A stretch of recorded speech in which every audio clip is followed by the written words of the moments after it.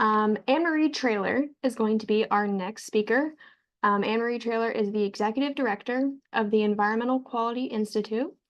EQI is a nonprofit environmental lab that focuses on stream and lake monitoring in Western North Carolina. Anne-Marie has a Bachelor of Science in Biology from the University of North Florida, a master's degree in wildlife ecology and conservation from the University of Florida, and has worked for EQI since 2005. In partnership with local governments, nonprofits, community groups, and many volunteers, EQI has conducted chemical and biological monitoring since 1990.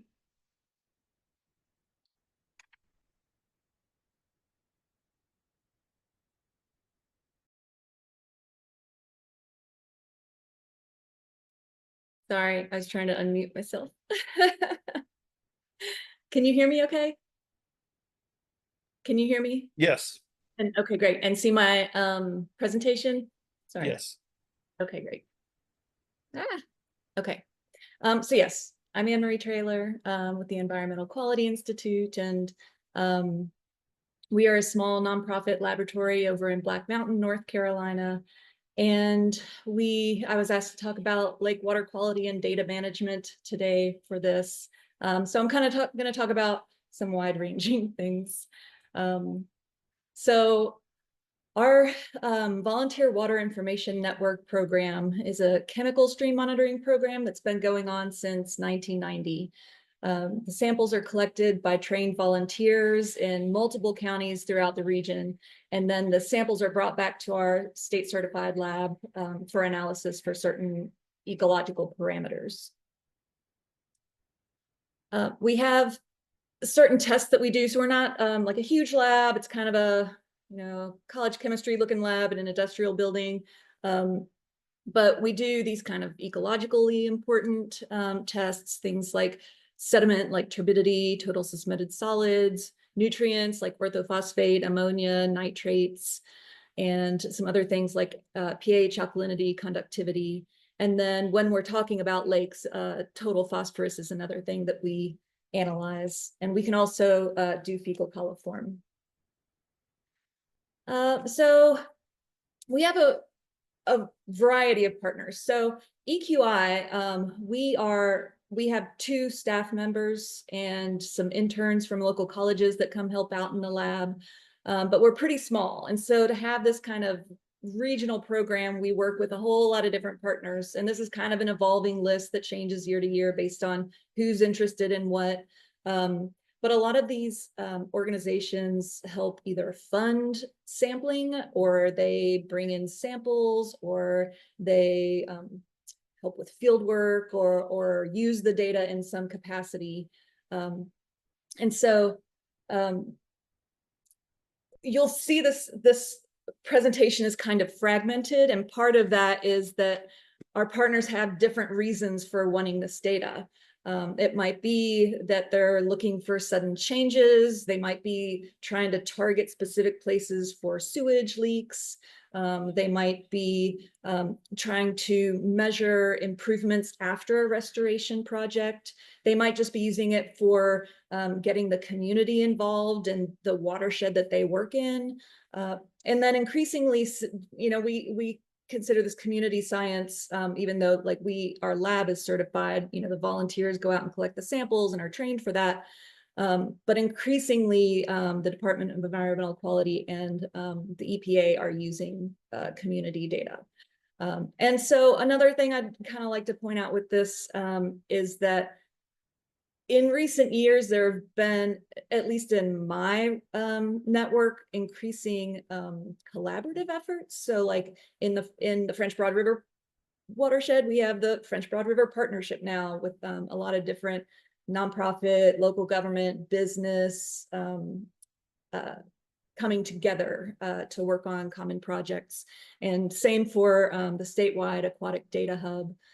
And even like the Lake James Environmental Association has been spearheading annual symposiums for that watershed every year. So all these opportunities to bring a lot of people together in the same room that might have some overlap in interests, I feel like has been really progressive.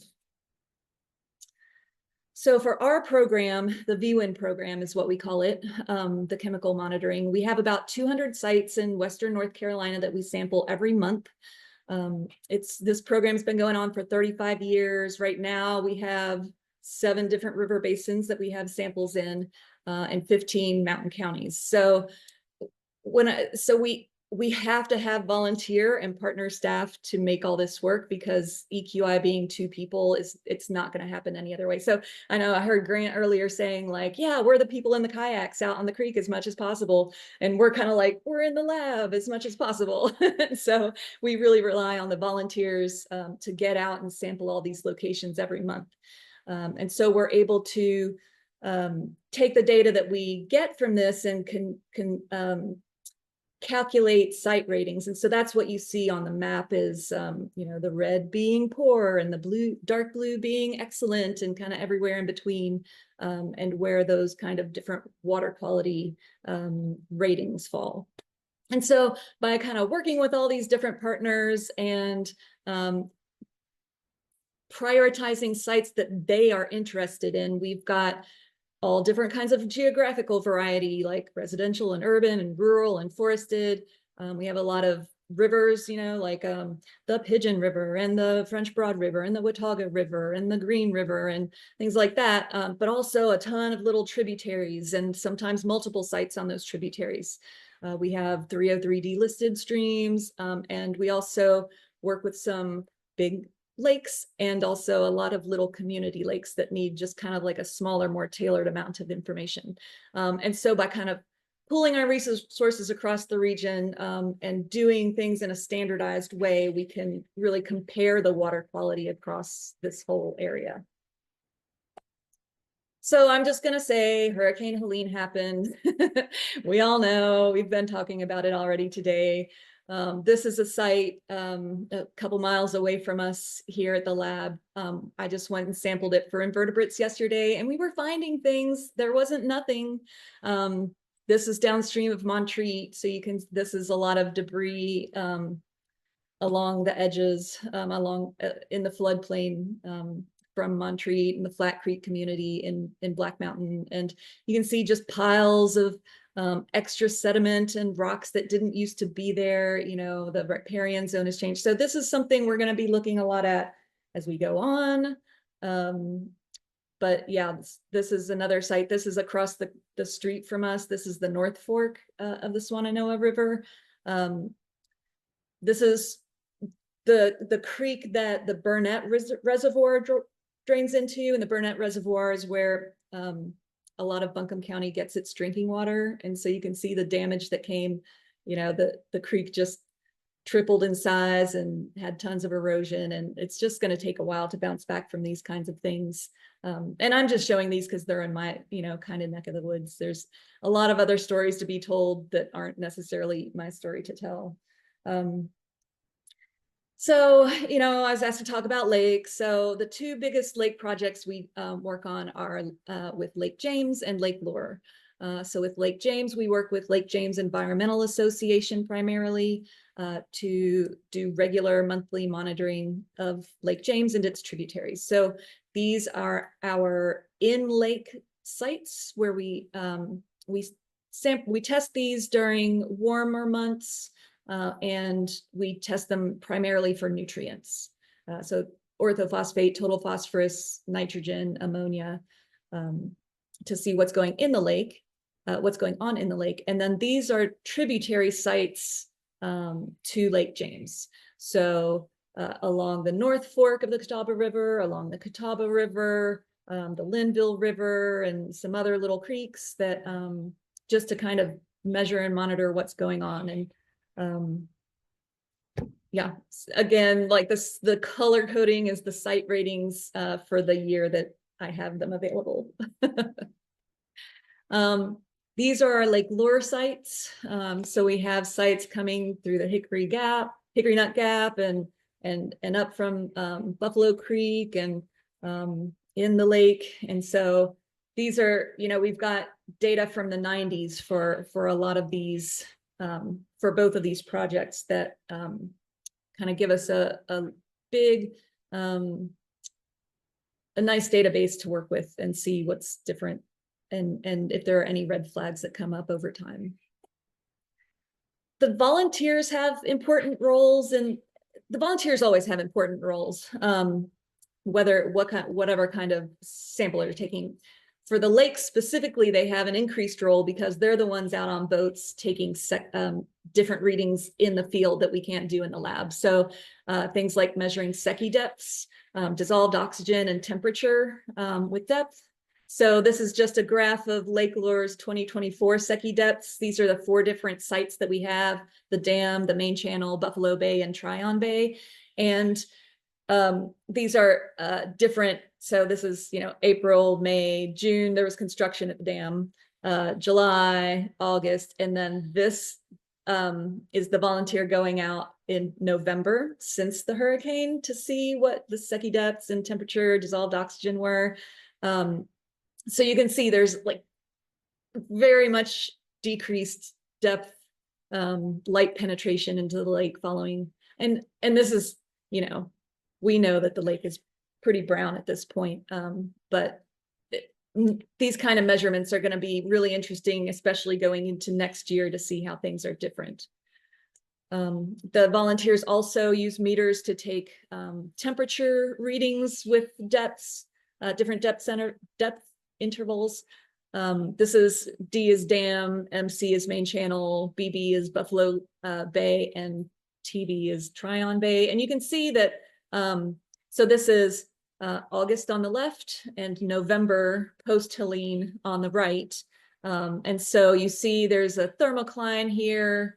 This is August, it's hot out, it's warmer at the top. It's got a pretty good drop in temperature with depth. But then by November, it's pretty uniform temperature from top to bottom. And some of that happens naturally with lake turnover. There's stratification in the summer where you have the hotter water kind of keeping the colder water down, the colder, denser water physically down in the lakes. And then when the water gets cooler at the top, or there's a big input like a lot of water or heavy winds, it kind of gets that circulating again. So a lot of the sediment that we're seeing is also not necessarily just input from the tributaries, but also from the bottom of the lake. This is the dissolved oxygen profile. Again, like these different sites have a pretty, the profiles match pretty well with each other. So again, in August, you have the kind of warmer water at the top, more highly oxygenated, and then there's a pretty steep decline in oxygen with depth between about 4 to 8 meters. And that's very typical of an August oxygen profile. And then by November, again, it's kind of been mixed and stuff. And so it's got, it's just got like a different profile going on now. The volunteers are also really important for documenting habitat disturbance. Some of our creeks and tributaries are overloved and have a lot of like recreation impacts from them. And some of them are kind of sad and neglected and suffer from a lot of trash and other kinds of debris. And so volunteers are really important because, again, like I at EQI am not getting out seeing all of these sites. Like I rely on the volunteers from their communicating what's going on in their communities, so they can tell us, kind of what the weather was like when they sampled, what it looks like there, what the water is like, what the habitat is like. They can tell us if they know anything going on near the stream or in the watershed because they live in those areas. Whereas, I might not know what's going on across the county, much less in other counties. And so that's really an important role that the volunteers play in all of this. So again, with the water quality ratings, we take all these different tests that we run in the lab and we communicate those to our partner organizations, but we also calculate these site ratings from excellent to poor based on regulatory limits or kind of ambient water quality levels. And then it gives us a way to kind of quickly and easily communicate the water quality to people who are not water quality professionals. And so this is kind of an example, like this is Buncombe County, and then some, kind of outlying areas like Ivy River and Mills River and things. And we can kind of look at like, so here's where we're seeing the good and excellent sites in 2023. There's the average, and there's the below average and poor sites. And so, if we kind of go back and forth, you can kind of see a pattern of kind of the more outlying areas in the south to the east. It tends to be better water quality through the Swananoa River and things like that, the more forested areas. And then, we talked a lot about urban stormwater today. And so you're seeing that, and this is Asheville here. And so around Asheville, kind of these urban corridors, we see a lot more kind of average, and then to below average sites. And then also in these kind of heavily agricultural areas, we see some of the a lot of the poor and below average sites as well. So this is kind of a way that we use the data to communicate, say, with like Buncombe County commissioners. They want to know, how to be managing their resources. And so this is kind of a quick and easy way to show where there are problems and where there are not. And then kind of looking at specific tests that we run. And again, a lot of these are tributaries to the lakes. So like here's an example of alkalinity in Lake James tributaries. pH and alkalinity, pH tends to be pretty much around 7. You don't want it to be too high or too low. Alkalinity tends to be really low in our geographic area. So having a higher alkalinity is actually kind of ecologically nice because it provides a buffer against fluctuations in pH. However, it's not natural to see high alkalinity in our region. So when we see things like Forsyth Creek and North Fork of Linville, North Fork of the Catawba River, it's showing that there's just human inputs, anthropogenic inputs going on into that creek that's raising it above this kind of more median level from the region. Conductivity is another one that high conductivity can be natural in some places. It's not necessarily a bad thing, but in Western North Carolina, it's abnormal to have high conductivity. So we tend to have kind of around 30, maybe 20 or less in really pristine areas. But then we see higher levels in like Forsyth Creek is draining Marion. North Fork of the Catawba River has some industry and some development. So there are ways to see that. And then we also, with conductivity, it's a way to kind of measure things like road salt in the winter. We've had sites that are practically brackish in the winter after a snowstorm. And so that's something we can communicate to, the cities or the towns who are largely applying some of that to the road and say, is there anything we can be doing better because this specific site is having a problem during those events. Sediment, of course, is a huge problem. We have sites that just are kind of muddy all the time.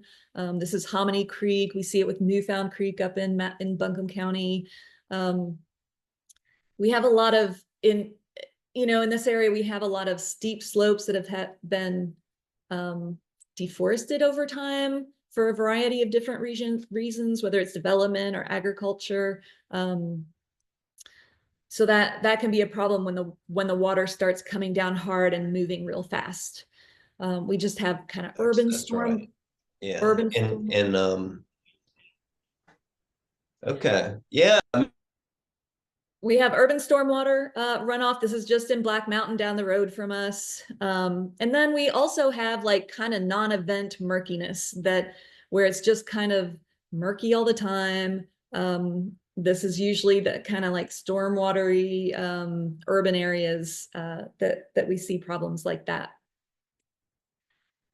Nutrients and bacteria is something we focus a lot on. The nutrients can have, a big impact downstream on algae blooms or aquatic vegetation and growth. And a lot of that can come from things like All right. livestock or sewage leaks, septic leaks.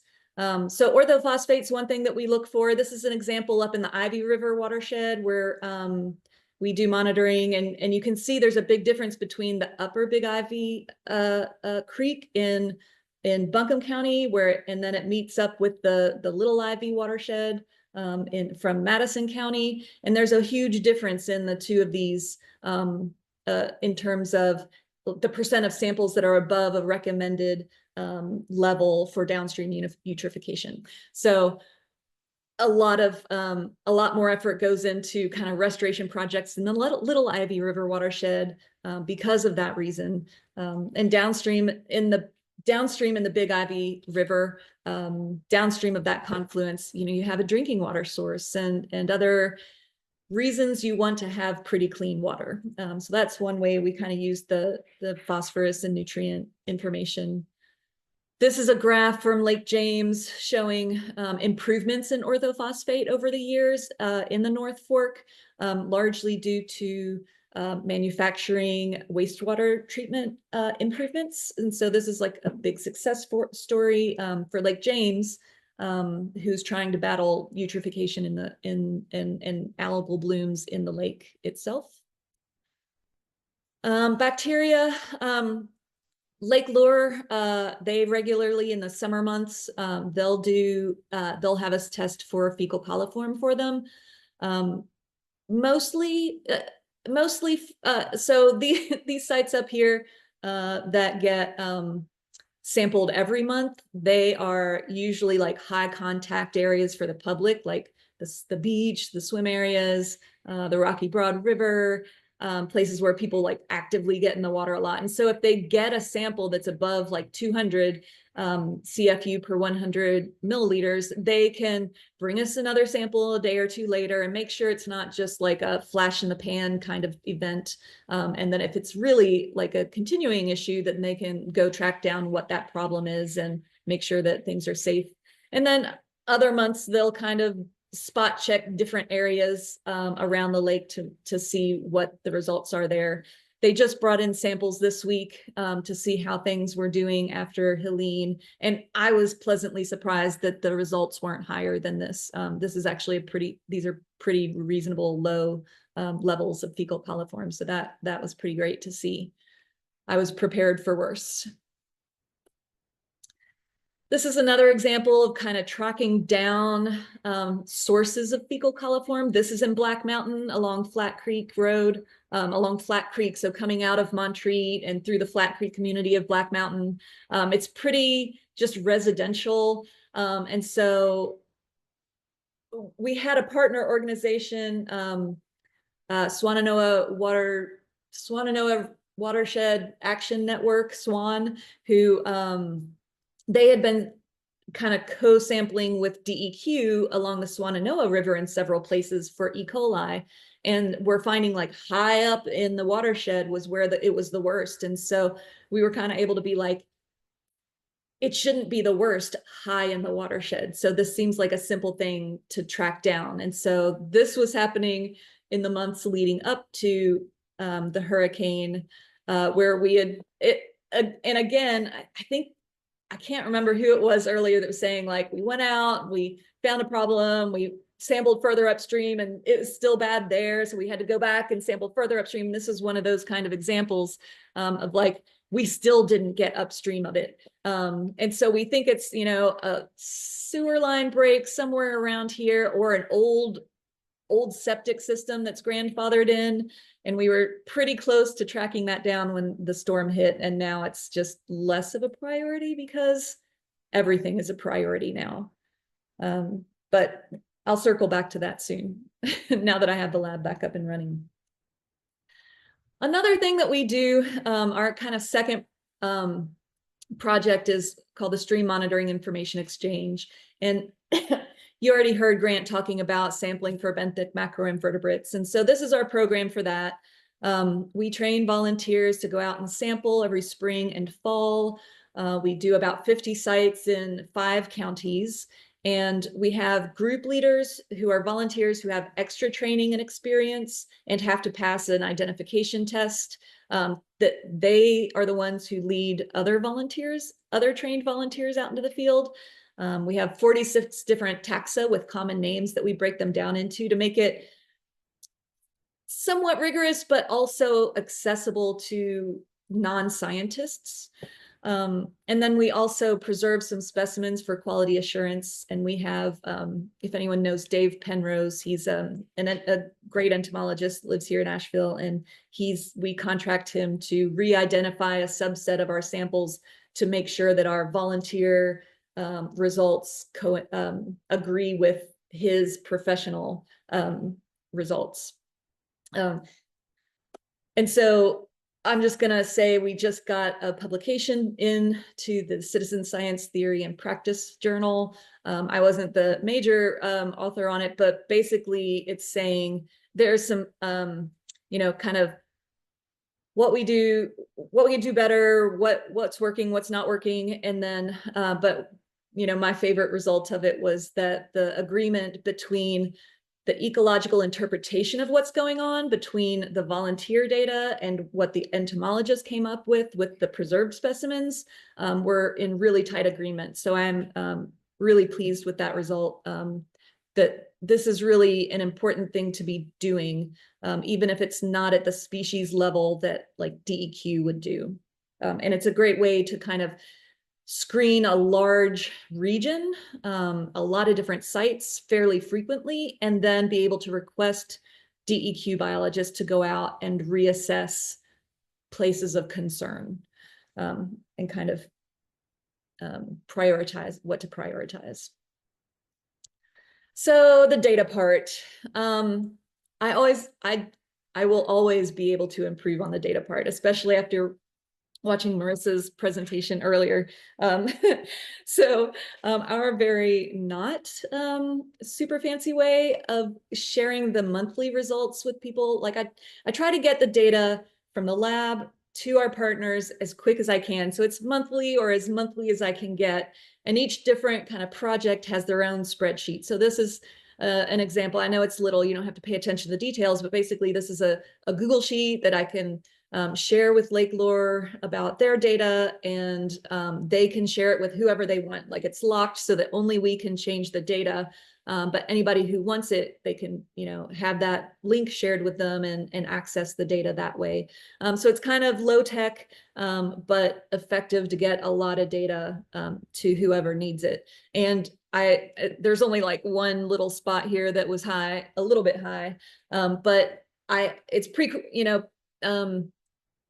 I can auto highlight high results this way so that our watershed managers looking at it can kind of screen, like skim through and see where the problem areas are on any given month.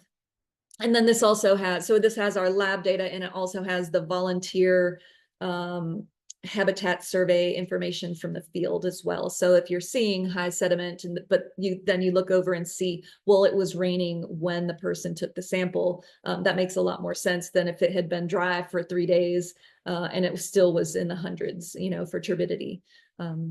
So that's kind of how we do that, just to get it quickly out the door.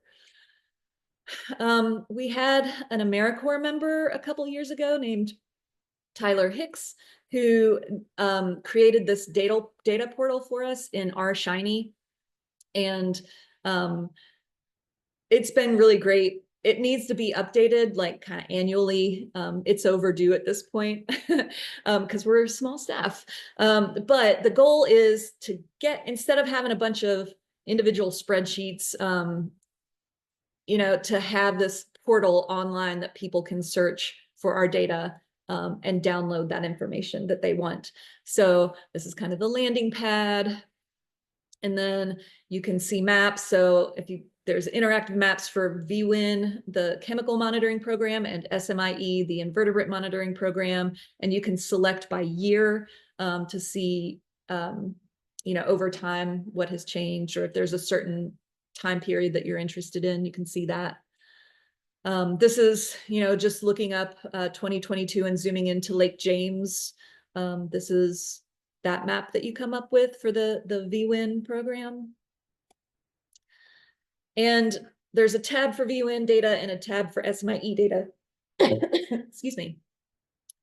And so you can come up with the actual lab results for each sampling occasion, if you really want that kind of detailed information. And again, this is 35 years of data in many, many counties. You can search for different areas and different years and then download it as a CSV. And this was updated in like last year. And I just like to point out that this has almost 59,000 entries, which means almost 59,000 times someone dipped a bottle into water, into a stream or lake to get a sample and bring it to the lab to be processed, which just is incredible. And it just takes so many people to do that. It's just a real reminder of the teamwork involved. You can also, like I was mentioning, we take the data and we summarize it and create site ratings and site scores. And so that's what this is. So you can, if you don't want to look at every single data point at a site and you have no idea what the difference, between nitrates and ammonia are and don't care anyway, you can go to this this other part where it gives you a letter grade for each parameter, and then the overall site rating for a particular year for a particular site. So, I could look up the Catawba River Basin and the Linville River at Highway 126 site for all the years, and then get this summary of the data and download it as a CSV if you want. You can also look up the SMIE, the invertebrate monitoring data, but I wasn't planning on going into that today. But if you go to this About tab, you can get information about what the grading rules are and how the site ratings are calculated and kind of general information about the programs so that it's not just a black box that you have to just take at face value. So the last thing I'm going to talk about really is the North Carolina Aquatic Data Hub. And this is another one of those collaborative projects that we've been involved in that I think is doing really cool things. It's been around for several years. And it's just a loose group of nonprofits doing water quality work, local governments, MS4s, DEQ has a representative there, and EPA has a representative there. So we have monthly meetings where we get together and talk. And a lot of what we're trying to do is we recognize that, kind of like what I was saying at the beginning about all these different partners, and everybody's got like a different reason for monitoring data and they have different things they're interested in. And the same is true whether you're looking at it like a regional thing or like all the different groups across the state that are monitoring data. Everybody's doing something slightly different for slightly different reasons. And so, but there's still so much overlap in what we're all trying to do and accomplish. And so this Aquatic Data Hub was started to kind of create resources to standardize or at least provide resources for a wide variety of water quality groups so that all us little tiny nonprofits and resource-strapped local governments don't have to reinvent the wheel every time we're trying to do something.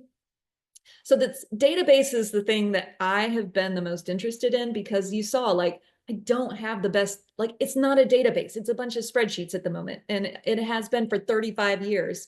And so this is an Access database that has been developed by this data hub. And with this database, it gives more detail than any one of us is really collecting, but it's trying to accommodate all the different types of things that we are collectively trying to do. And the goal is to be able to use this, and it's happening, like people are using it for this, to give the data to DEQ through this database. So you enter your data into the database with all the metadata involved, and you can basically press a button and it can go to DEQ. And it will also be shared to, you can also use it to share the data to EPA's Water Quality Exchange. So instead of going onto the Water Quality Exchange website and entering your data there, you have all the data formatted for that purpose to be able to transmit it to that federal database. And again, like there's a DEQ representative and an EPA representative. Like one of the original people who developed this database at the beginning now is a data guy at Water Quality Exchange at the EPA. So it's really a cool tie-in. And it really gives us a chance to, it will give us a chance to kind of expand the utility of our data beyond just our own networks that we see and interact with every day.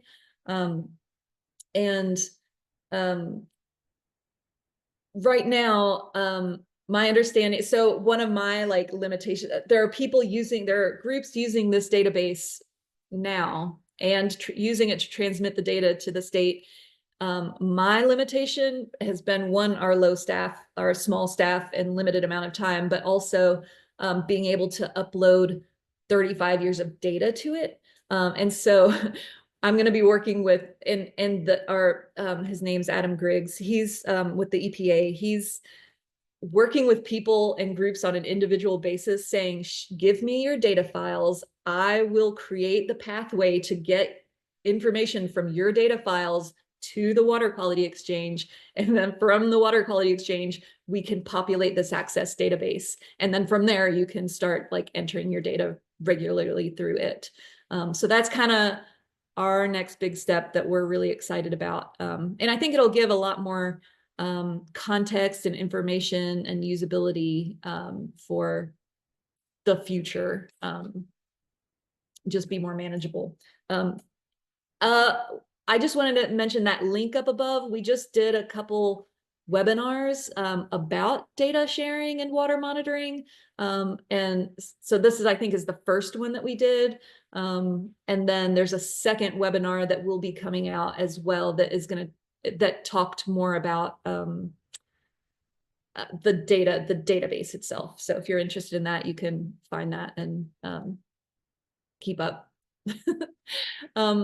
So yeah, this is just kind of me talking again about why I'm excited about the Aquatic Data Hub and that kind of networking and collaborative effort. Absolutely, any of you all who think that sounds interested should join. Or it's not a join thing. You just like show up at a meeting and introduce yourself, and it's just a really nice supportive group. It's right now that there's the website down at the bottom right of the screen. It's a web page on WRRI's website because we're kind of a low resource group. But you can find more information there. And if you have any trouble, you're welcome to email me as well. And I'll make sure you get, an invitation to the meeting. So I think that's all I've got. I'm happy to talk, answer any questions if you have them.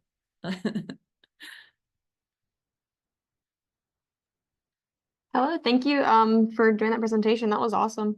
It looks like we do have one question. How does DEQ use this data? Yeah, so DEQ, I'll talk more generally.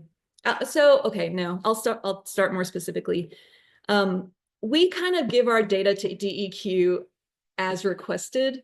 So part of us being so little is we just are limited in the amount of time we have. And so my focus is doing the lab, I'm pointing at the lab, doing the lab work right and staying certified, doing that right, working with our immediate partners who are asking for the data and often funding the data, that's where a lot of my time goes.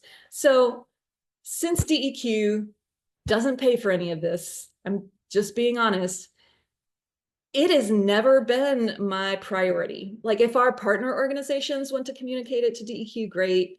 I think that that's one of the reasons I'm interested in this database is like, it'll just make it easy. It will make it like a not a huge thing, not a huge hurdle to jump to like get the data into the right format that DEQ wants. So again, we just kind of give them information when they ask for it. In general, DEQ has been using the data, using community science more, like the water keepers data for sure, and other groups.